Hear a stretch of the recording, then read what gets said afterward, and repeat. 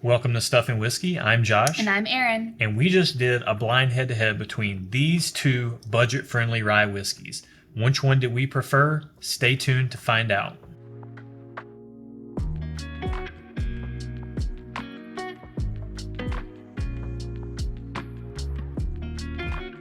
Welcome to the channel, bringing a real-world perspective to the real-world whiskey consumer. As always, our head-to-heads are completely double-blind. We don't know what we're drinking, but you do. That information is also in the video description below, and we'll put a card up here as well so that if you're interested in finding more information out about how we actually do this, you can see all those details. We have 18 paired pours here from our blind sample pool.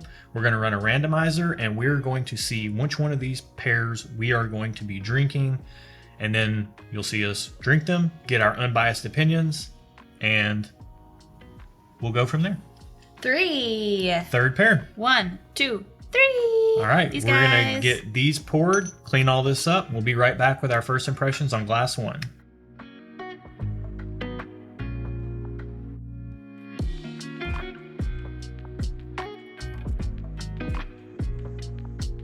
Ooh. That's really fruity sweet. It is. I got the sweetness. And I don't normally get sweetness right off the bat, but I got that. It smells light sweet, though. Lightly sweet. It's not bowling you over with sweetness. Like, it's not jumping out of the glass, but what is there is like a nice mellow sweetness. Mm-hmm. Mellow sweetness. It's mellow, man. Be mellow. That's my vibe tonight. I'm gonna be mellow. You're feeling mellow? I'm feeling mellow. I'm feeling that too.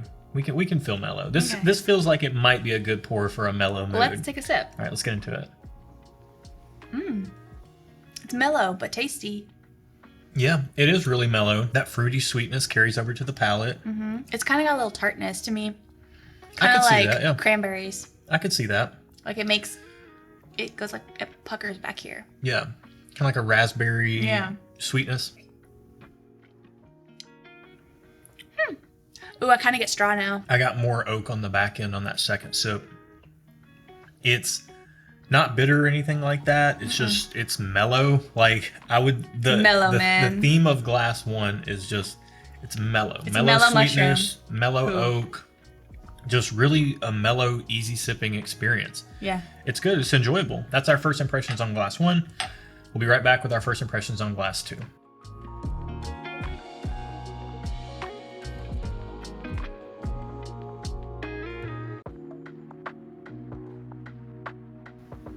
Ooh, this smells like, I'm going to say something you always say. It smells like caramel apple.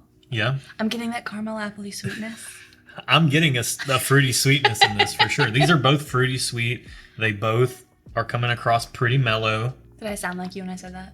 Yeah. I mean, I wouldn't say it was a spot-on impression. You can let us know in the comments below if you think her impression of me is very good. That deep, sexy voice. You know it's spot on. Look, if you guys haven't picked up on it already in this channel's history, she knows I don't take compliments well, and so she likes to give them to me on camera, and then I have to take them, so here we are. It's the price you pay. Ooh, that tastes like nothing. Like nothing. It smelled like caramel apples and it tastes like air. It didn't have as much on the nose as glass 1. It definitely doesn't have as much on the palate. I actually know what you mean when you say it tastes like air. It's not effervescent, but it's just like, so it hits your mouth light. and it just goes away. Yeah, it's very, very light. It's very faint. If you're someone who likes really easy sipping stuff, if you like a smooth pour, then whatever's in this glass is, I mean, it's a pretty smooth pour. Yeah. Like, there's not a lot to the experience. I definitely got that candy apple on the palate. On the nose, I got it. I don't get that on the. I'm getting that. I'm getting that fruity sweetness. That caramel, the oak is there. Everything is there. It's really, really light. It's really faint. It's good. I mean, these are both kind of in the same wheelhouse. It'll be really interesting when we take some time to compare them back to back, properly score them. We're going to do that right now. We'll be right back with those results and the reveal when we find out what these are right after this.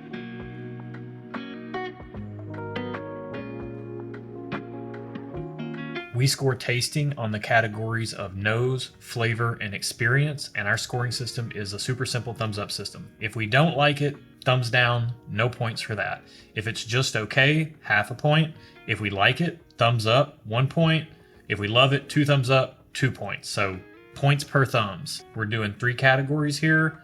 Nose, flavor, experience. Aaron, where are you at on glass 1? Glass 1 for me got 3 points. A thumbs up on nose, thumbs up on flavor, and a thumbs up on experience. What about you? Glass 1 for me got 2.5 points total. It got thumbs up on the nose and thumbs up on the flavor. It got just okay on the experience. Really? It did. Okay. Where are you at on glass 2? Glass 2 for me got 2 points. Thumbs up on nose, smelled good, but then it was just okay on flavor and just okay on experience. We scored glass 2 the exact same. Oh, man. We never do that. I know. So it got 2 points for me as well. Thumbs up on the nose, just okay on the flavors, just okay on the experience. It wasn't bad. It was just okay. It wasn't good/great either. It was just okay. Okay, so for me, glass 1, it was like something and everything I've had before. Like, I feel like it's a classic bourbon in my mind. Yeah. So it would be like something I would say would be like my everyday pour. I actually wrote that note. I wrote classic bourbon flavors. Really? Were you? I didn't write that down, but I wrote like something and everything I've had before. Yeah. Glass 1, I wrote that fruity sweetness on the nose with faint caramel and vanilla. Those were faint, but they were rich. Mm-hmm. That was there. And I know that may not make sense, but they weren't. They were faint in volume, but they weren't faint in presence. Mm-hmm. Like, they were definitely there, but it just, I wanted a little bit more, but I did like it. So thumbs up on the nose. I feel like this is, whatever this is, just the average person, when they think of whiskey or bourbon, I think this, in my opinion, would fit that bill. Yeah. Like, just your normal, everyday person, not someone who's, you know, into the whiskey scene. But if you're just a normal person like me, like this would be like bourbon. If someone came over to your house and said, "Oh, do you have any bourbon? Will you pour me a glass of bourbon?" and you poured them this, I have a tough time thinking that they would be mad about it. Yeah, this is the expectation I would have. Yeah. This is the flavor of bourbon. Mm-hmm. I gave it a just okay on experience because it was mellow, and I just wish there was a little bit more oomph there.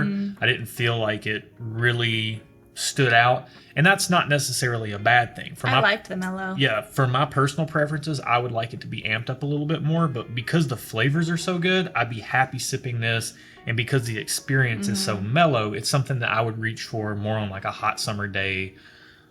You know, that's mellow, man. Yeah, it's just it works well for that type of scenario. Glass 2, that caramel apple on the nose, and the more I smelled it, when we were A/B comparing, I got a faint oak smell, very similar to glass 1, how I said that it was faint but not insignificant. Yeah. Like, it's there, it's just in the background. So all that stuff carries over to the palate. And whereas this is like classic but mellow, this just felt a little thin and left me wanting more. So that's like a seemingly trivial distinction of like mellow and wanting more oomph versus thin and leaving me wanting more, but it's an important distinction because it is the big reason why glass 1 was my favorite between these two pours. Yeah, glass 1 is my favorite too. I can't wait to find out what these are. I think either one of these would be a great glass for somebody new into bourbon, particularly glass 1 with the traditional bourbon flavors that it has. Yeah. Glass 2, if you're somebody that wants to venture into neat pours and you're kind of scared off by higher proof stuff and you don't want to get bowled over with the heat from the alcohol, then glass 2 is such a smooth, inviting, easy sipping experience. It's almost too easy for me, for us. But me too, yeah. All right, so let's find out what these are. Glass 1 is number 45 and glass 2 is number 44. Okay, so 45 is first. Aaron's going to check the key. 45. Let's find out what 44 is because we scored it lower. 44. Sazerac Rye. Are you serious? I'm dead serious. So what's 45? What's glass 1? Craig Rye. Wow. Yeah. I did not guess that either of those would be a rye. I did not detect that either one of these are ryes. At the very end, I thought this glass too could have been a rye because I got some like bitterness in it that I get when I drink ryes, but I don't know enough about it to say anything, so I didn't say anything. But that's so funny. That's that little funky tinge that I'm getting on the back that I get in always ryes say sometimes. I like Sazerac, and every time I've tried it in a blind, I never like it. Well, I think both of these are kind of a bourbon drinker's rye and kind of an intro bourbon drinker's rye. Now, Elijah Craig Rye, I'm not a rye guy. I don't particularly love ryes, and I've ranking Sazerac as kind of just okay overall. I'm not surprised with that. It's really not my cup of tea.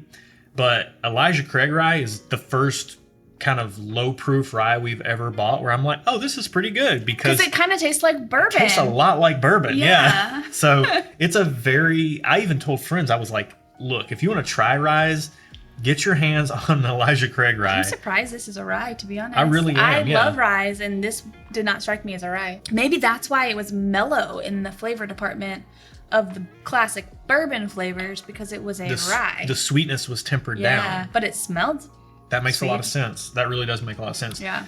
So these are in our matchup because Sazerac Rye is kind of hard to find in a lot of markets. A lot of people really talk it up. They say how much they really love Sazerac Rye. I do. I thought I loved it, and and people go hunting for Sazerac Rye, and it's $30, 90 proof. Not bad. Elijah Craig Rye, 94 proof, pretty close. You're not going to detect 4 proof points of difference. But Elijah Craig Rye is a newer product in the last year or so, but even though it's been out for a year, it's only recently started making its way into our market. Okay. So it is pretty much everywhere now. So if it's not in your market yet, it may be there soon. And how much is Keep an eye out for it. Bottle? $30 as well. Same. These are comparable on price, comparable on proof. Wow.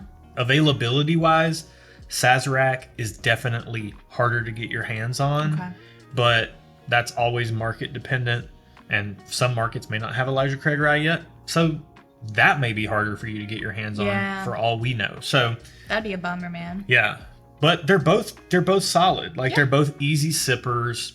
I certainly, if this were not blind, I would have said that I preferred Elijah Craig Rye. That stands up. If this were not blind, I would have guessed I would have liked Sazerac. But now this is the second time I've done this, and now I know better. Apparently, I don't like Sazerac as much as I thought. Let's get into our real world scores. So for us, that's what we do when we add our tasting score to what we call our retail score and our consumer score. The retail score is the retail side of the equation. Is this an available product? And do we feel like the price is fair? And then the consumer score is, we as consumers, would we buy this product again or not? The same thumbs up system applies to how we score these. So to establish a baseline for our retail scores, Elijah Craig in our market now is a 2 thumbs up product on availability. Like you can find it anywhere in any store for the most part. Sazerac is probably a just okay. Both of them at $30. Price is good. The price is pretty good for what you're paying. You're not paying a ton of money for either one of these. Yeah. But there's a definite availability advantage in Elijah Craig's favor in our market. Yeah. So with that in mind, Aaron, for retail and consumer score, where are you at on glass one? With the availability and the great price, I'm gonna give 2 points on retail score, 2 thumbs up, because it's available and it's inexpensive. So I feel like you can't go wrong there. And I just marked the wrong thing, but you know what I mean. There we go. Glass one. So where are you on your retail score for glass one? So yeah, in our market, it's 2 thumbs up for availability. And I feel like the price is really fair for what you're getting, like a nice entry-level rye. So I'm going to maintain that 2 thumbs up in our market for retail score. Same. Very happy with the price and availability on Elijah Craig Rye. Where are you at on your retail score for Sazerac Rye? So for Sazerac, unfortunately, the price is good, but the availability is not that great. So I'm going to give it just okay, just half a point, because it's just okay. Yeah, I've got to stick with that too. I could almost even go lower because I just don't really love the flavor profile all that much. But This is strictly It is. price and availability. It is a rye, and I'm not much of a rye guy. I think what you're getting is a fair price, so it's really just okay for me. Yeah. All right. Would we buy either one of these again or not? Consumer score, Aaron, where are you at for Glass 1, Elijah Craig? I would absolutely 100% buy Elijah Craig again, especially if it's as available as you say it is and it's as inexpensive. So it gets 2 points, 2 thumbs up for me on consumer score. What about you? I would give Elijah Craig a thumbs up as well. Once this bottle runs out. I gave it 2 thumbs up. Yeah. Once this bottle runs out, I would replace it, but I didn't love it quite enough. I didn't like it quite enough to want to necessarily go out of my way. I would probably just buy a bottle of Elijah Craig bourbon instead of the rye if it were me, but I really do like it as a rye. If I were more of a rye guy, I would definitely be giving it 2 thumbs up. We should put Elijah Craig Rye in a blind with Elijah Craig bourbon. It may already be in our blind sample pool. Oh, We'll see. interesting. So, consumer score for Sazerac Rye, Glass 2, where are you at, Aaron? Okay, so for consumer score for Glass 2, I've got to give it just okay, just half a point. I liked it okay, but I wouldn't, if this bottle ran out, I wouldn't necessarily buy it again. I thought I would, but I'm learning that I just don't like it as much. And if I could buy Elijah Craig instead, I would. So For the money? For the money. Yeah. So I probably wouldn't replace the Sazerac, so I just have to give it just okay. For all the same reasons, I'm going to have to give Sazerac Rye a just okay as well on the consumer score.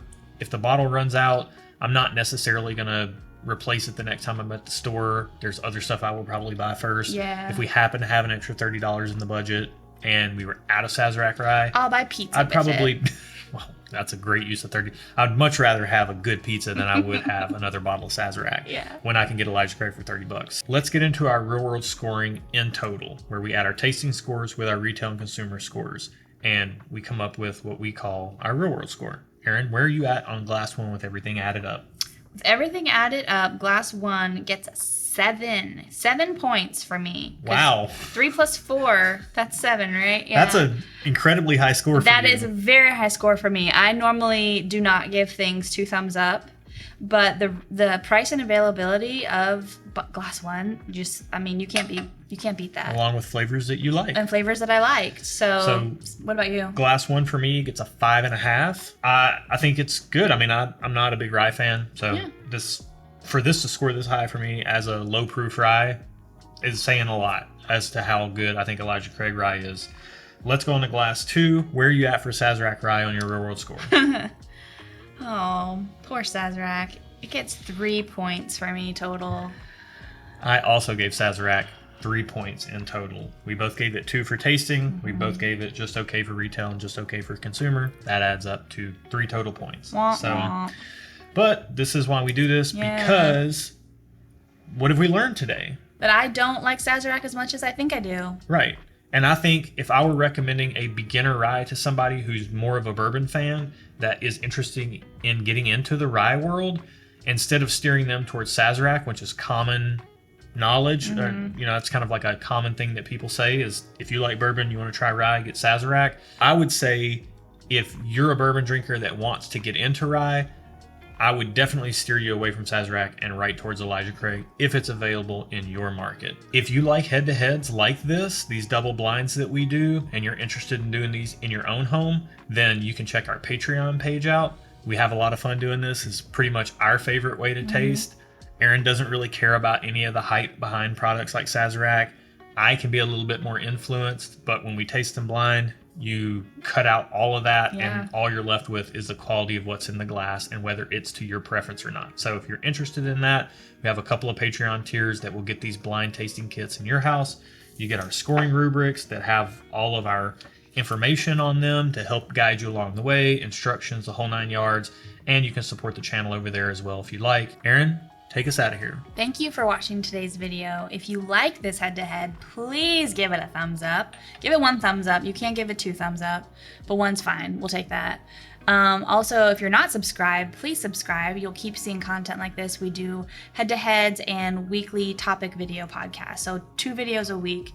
And yeah, we really appreciate you watching. Absolutely. Till next week, guys. Cheers. Okay, so for me, glass 3. What? 3? Class 1? I saw 3 points. Let's start over. I forgot what I was going to say at the very end, so I just said, yeah. There's something. Oh, comment. I forgot to say comment. Oh, well.